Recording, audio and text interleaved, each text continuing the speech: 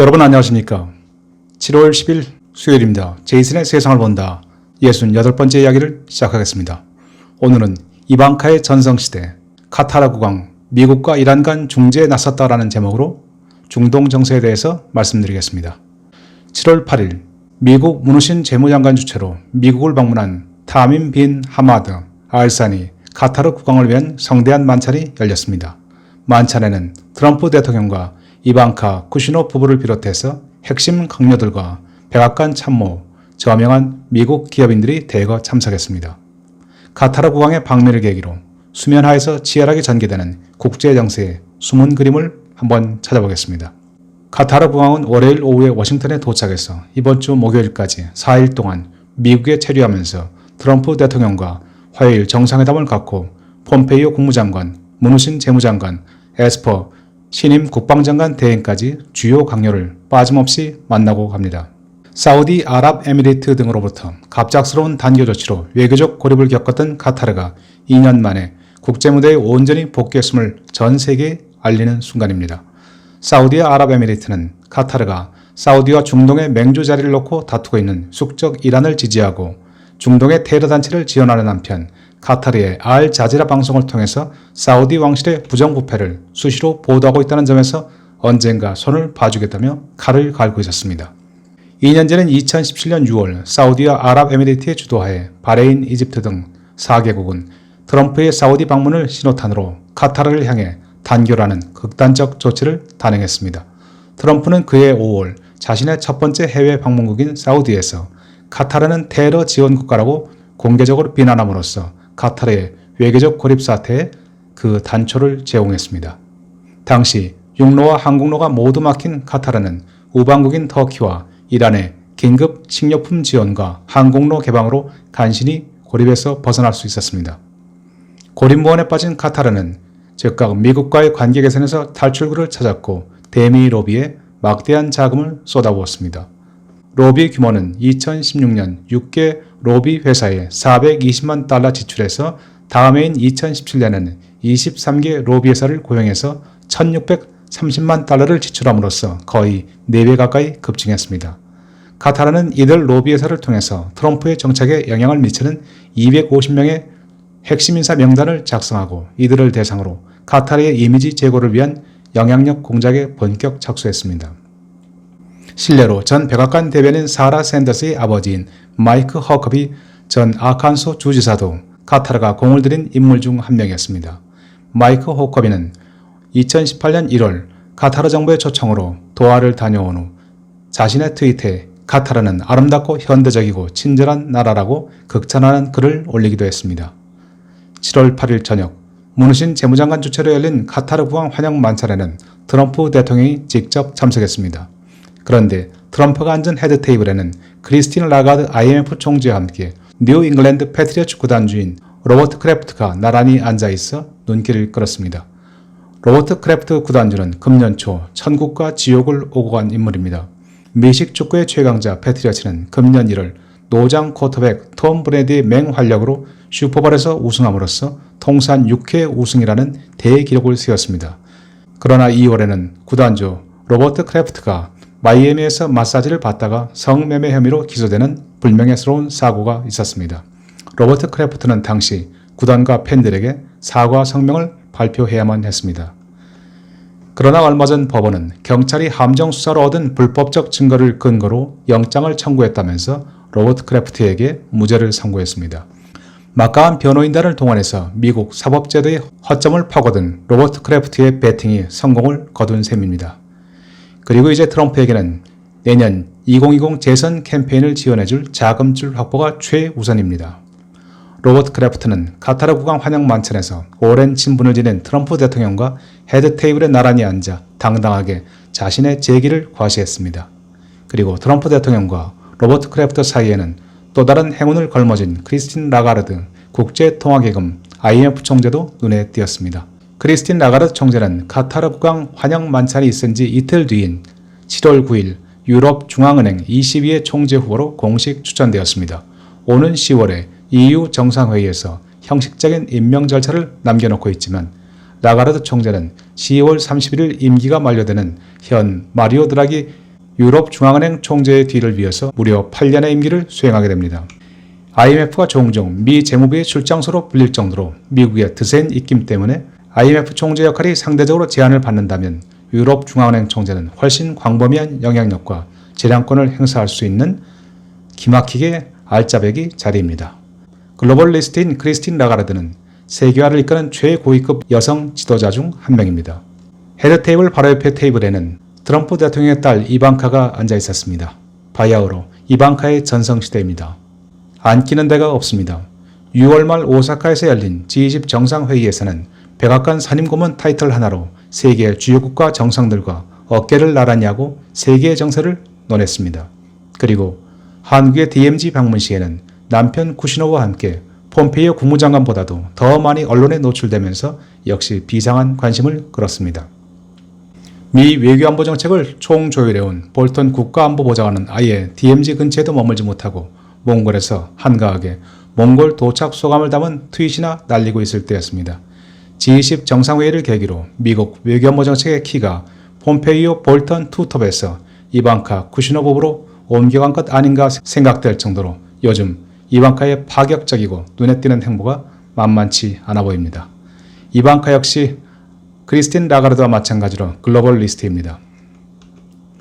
이날 카타르 국왕 환영 만찬에는 내각에서 문우신 재무장관, 에스퍼 국방장관 대행, 윌버 로스 상무장관, 엘레인 차오 교통장관, 릭 페리 에너지 장관 등이, 그리고 백악관에서는 멀베이니 비서실장, 레리 커들로 국가경제위원장, 이방카 쿠시노 부부가 참석했지만 쟁쟁한 장관들을 제치고 언론의 스포트라이트가 집중된 것은 역시 딸 이방카였습니다.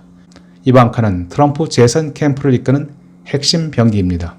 그리고 또 한 명 눈길을 끈 인물은 이방카의 여인으로 불리는 디나 파월 전 백악관 국가안보 부보좌관의 참석이었습니다. 디나 파월은 맥마스터 국가안보보좌관 시절에 NSC의 넘버2를 맡아서 중동 정책을 훌륭하게 조율했습니다.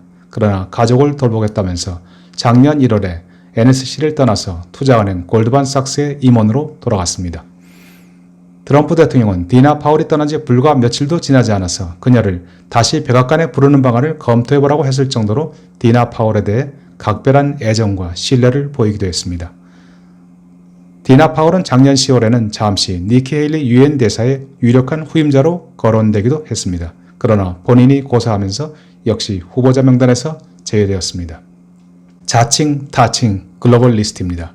네오콘의 기수 볼턴 보좌관과는 그야말로 대척점에 서 있는 인물입니다. 가족과 시간을 보내기 위해서 백악관 NSC의 넘버2 자리도 유엔 대사 자리도 마다했던 디나 파월이 이번에는 뉴욕에서 워싱턴까지 쉽지 않은 걸음을 했습니다. 물론 이집트 이민자 출신으로 아랍어에 능통하고 트럼프 정권 초기에 중동 정책을 설계한 핵심 인물이라는 그녀의 경력 때문에 참석했을 수도 있지만 확실히 특이한 일이 아닐 수 없습니다. 트럼프 대통령과 이방카가 디나 파월을 부른 이유가 궁금해집니다.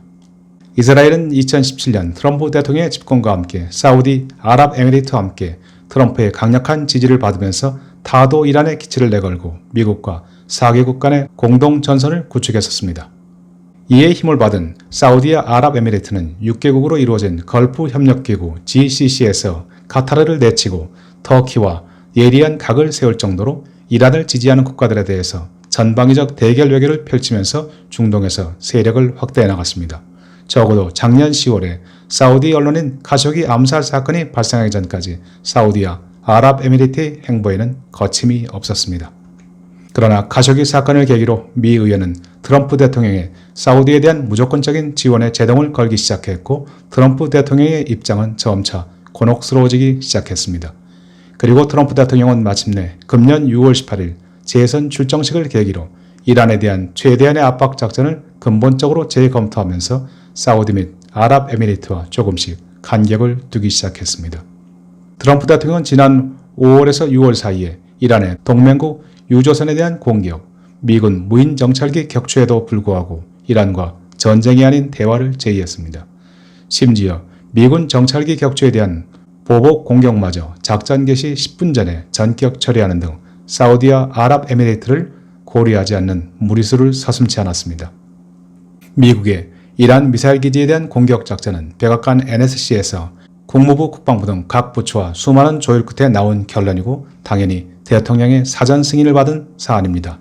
그런데 트럼프 대통령이 마지막 순간에 이를 확 뒤집어 버린 것입니다. 사우디와 아랍에미리트, 이스라엘은 분노했고 이란은 물론 중국, 러시아, 북한 등 미국의 적대적인 국가들은 환호성을 질렀습니다. 향후 적대국들이 미국의 결의를 오판하고 미국을 종이 호랑이로 얕볼 수 있는 빌미를 제공한 셈입니다. 사우디와 아랍에미리트는 이번 카타르 국왕의 워싱턴 방문에 대해 아직 이렇다 할 만한 입장을 내놓지 않고 있습니다. 그러나 불같은 성격의 네타냐후 이스라엘 총리는 미국을 향해 이스라엘의 불만 섞인 입장을 거침없이 표출했습니다. 네타냐후 총리는 어제 7월 8일 화요일에 이스라엘 남부 네바팀 공군기지를 방문했습니다. 그리고 제5세대의 스텔스 전투기 F-35 앞에 서서 다음과 같이 언급했습니다. 이란이 이스라엘을 공격하면 이스라엘의 F-35는 그것이 시리아든 이란이든 중동에 어디든지 날아갈 것이다 라고 경고했습니다. 이는 7월 1일 이란 의회의 국가안보 외교정책위원장이 미국이 이란을 공격하면 이스라엘은 30분 후에 사라지는 운명을 맞이하게 될 것이다 라고 강력 협박한 데 따른 대응이었습니다. 그러나 핵무기를 보유한 군사강국 이스라엘도 이란과 이란 지지 세력들의 미사일 공격을 모두 막아낼 수 있는 방법은 없습니다. 이란과 전쟁이 발생하면 이스라엘의 피해 역시 불을 보듯 명확합니다. 게다가 이란의 핵시설 파괴를 위한 이스라엘 공군의 선제 공격 역시 성공 가능성이 희박합니다. 텔아비브에서 이란의 테헤란까지는 직선거리로 1000마일이 넘습니다. 최대 항속거리 2200km의 F-35로서는 중간에 공중급유를 받지 않는 한 이란 국경을 찍고 돌아오기조차 어렵습니다. 그나마도 요르단과 이라크가 자국 영공 통과를 허용한다는 전제에서나 가능한 이야기지만 요르단과 이라크가 이란 공격을 위해서 이스라엘에 하늘길을 내줄 가능성은 거의 없습니다. 작년 말 전력화를 끝낸 이스라엘 F-35의 숫자는 이제 겨우 9대. 미국의 대규모 지원이 없는 한 이란 핵시설에 결정적 타격을 입히기에는 턱없이 부족한 전력입니다. 게다가 그간 네타냐후의 강력한 후원군 역할을 해온 볼턴 보좌관과 폼페이오 국무장관의 파워 역시 예전 같지 않다는 점이 가장 큰 문제입니다. 볼턴 보좌관은 트럼프 대통령의 DMZ 방문 당시 미국 대통령이 북한 땅을 밟는 역사적 현장에서 멀리 떨어져 몽골 울란바토르에서 울적한 마음을 달래야 했었습니다.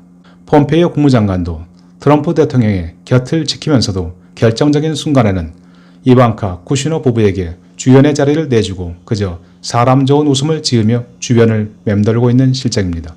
정치인 출신 폼페이오 장관은 현재의 판세를 빠르게 읽습니다. 이미 트럼프 대통령은 볼턴 보좌관, 폼페이오 장관, 펜스 부통령으로 이어지는 기존의 외교안보 정책 라인에서 마음이 떠나고 있습니다. 내각과 백악관에서 심혈을 기울여 작성한 이란에 대한 공격 작전이 작전 개시 10분 전에 무산되는 어이없는 일이 발생했다는 것은 이를 단적으로 보여주는 한 가지 사례입니다. 이제 오직 2020 대선에 올인하는 트럼프 대통령은 기존의 강경대치 노선에서 대화 외교로 빠르게 선회하면서 볼턴과 폼페이오의 조언에 예전처럼 귀를 기울이지 않습니다. 이제는 북한, 이란, 중국을 대상으로 강경대치가 아닌 협상과 대화가 새로운 테마로 자리를 잡았습니다. 그리고 폭스뉴스의 터커 칼슨이 대통령의 새로운 귀라는 이야기는 이제 워싱턴 정가에서는 상식에 속하는 일이 되었습니다. 7월 2일 뉴햄프셔주의 마약 재발센터 방문길에 올랐던 마이크 펜스 부통령은 에어포스2가 이륙하기 직전에 대통령의 긴급 요청으로 백악관으로 돌아와야만 했습니다. 그의 갑작스런 귀환은 세간의 의혹을 샀던 러시아 잠수정 화재 사태와 연관된 모종의 국가 비상사태 때문에 돌아온 것은 아니었습니다. 아직까지 정확한 이유는 밝혀지지 않았습니다. 그렇다면 대통령은 혹시 러닝메이트 교체를 염두에 둔 것은 아니었을까요? 2020 대선에서 펜스 부통령 대신 터커 칼슨을 러닝메이트 삼아 경선에 나서기 위해 부통령의 의중을 다급하게 직접 확인하려 했던 것은 아니었을까요? 트럼프 대통령은 수많은 후보들이 난립한 민주당이 의외로 경선 여론몰이에 성공하고 강력한 후보를 내세울 가능성을 우려하고 있습니다. 자칫 4년 전에 대통령, 부통령 멤버 그대로 재선 도전에 나섰다가 식상한 유권자들이 의외의 판단을 내릴 수도 있다고 생각하고 있는 것은 아닐까요? 만에 하나 펜스 대신 부통령 후보의 터커 칼슨을 끼워놓고 국가안보보좌관에 볼턴을 빼고 디나 파월을 기용한다면 소위 미국판 자주파의 몰락, 동맹파의 부상이라고 표현해야 할 것입니다. 이방카 쿠시너는 트럼프 대통령과 달리 글로벌리스트를 자청하는 인물들이고 디나 파월 역시 대표적인 글로벌리스트입니다.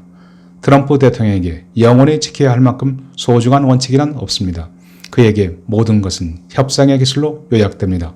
당장 눈앞에 다가온 대선 승리를 위해서라면 내셔널리스트에서 글로벌리스트로 전환하는 것쯤은 하나도 어렵지 않습니다. 트럼프는 2017년 1월 집권 이후 하루가 멀다 하고 북한과 이란을 지구상에서 지워버리겠다라고 외쳤지만 결국 2년 반 만에 대화와 협상이라 적힌 번호판을 바꿔 달고 직접 X를 밟기 시작합니다. 그의 종착역은 당연히 2020 재선 성공입니다. 이번 주 워싱턴에 머무는 동안 숱한 화제를 낳을 것이 분명한 카타르 국왕은 사우디아라비에미리트의 공공의 적에서 미국과 이란 간의 협상 중재자라는 멋진 모자를 하나 얻어쓰는데 성공했습니다. 트럼프 대통령은 화요일 정상회담에서 그에게 이란과의 중재에 나서줄 것을 공식 요청했습니다. 카타르 국왕의 화려한 워싱턴 여행, 카쇼기 암살 사건으로 미국 방문길이 막힌 사우디 빈 살만 왕세자나 그의 멘토격인 아랍에미리트의 실질적 지도자인 모하메드 빈 자이드로서는 여러모로 입맛이 씁니다. 네타냐후 이스라엘 총리 역시 사우디나 아랍에미리트만큼이나 당장 뾰족한 대책이 없기는 마찬가지입니다. 그저 이란을 향해 목소리를 높일 뿐입니다. 중동 정책에서 결국 미국의 개입과 영향력은 알파요 오메가가 되고 있습니다. 서서히 명예로운 퇴진을 준비하는 볼턴 보좌관, 그의 후임에 과연 누가 등장할 것인지, 그리고 중동 정세에 또 어떤 영향을 미칠지 잠옷 흥미진진해집니다. 이제 이방카 쿠시너 부부의 손끝을 주목할 때가 왔습니다. 오늘도 함께해 주신 여러분 감사합니다.